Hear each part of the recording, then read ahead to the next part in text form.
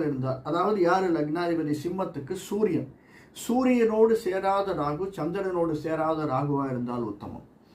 இதெல்லாம் plus point. அடுத்து வரக்கூடிய சுக்கிரன் நமக்கு நல்லா இருக்கணும். எப்படி இருந்தாலுமே நமக்கு வாழ்க்கை ஓடிடும். அவஸ்தைப்பட்டாலுமே ரொம்ப கஷ்டப்பட்டோம் சிலர். அந்த காலத்தில் எடுத்திங்கன்னா சைக்கிளில் போய் 8 மைல் 10 மைல் படிச்சுட்டு வந்தவங்களாம் இருக்காங்க. இன்றைக்கும் சில பசங்க காலேஜ் பஸ்ஸில் போகிறதுக்கு ஒரு இடத்துல இன்னொரு இடத்துக்கு போய் அல்லது ட்ரெயினில் போய் அங்கே போய் இங்கே போய் படிக்கக்கூடிய பசங்கள்லாம் இருக்காங்க. ஸோ அது அப்போ படுற அவஸ்தையும் நமக்கு தெரியாது, என்ஜாய் பண்ணுறது அவ்வளோவா புரியாது, அவ்வளோதான். அதனால் அதுக்கு அடுத்துக்கூடிய சூரியன், அடுத்து சந்திரன். சூரியன் ரொம்ப நல்லா இருக்கணும். நமக்கு மெயினே சூரியன் தான். சிம்மத்துக்கு மெயினே சிம்மம் அப்படின்னாலே சூரியனுடைய ஆட்சி தான். அந்த சூரியன் நல்லா இருக்கணும் சார். சூரியன் மேஷத்தில் இருந்தால் ரொம்ப உத்தமம்.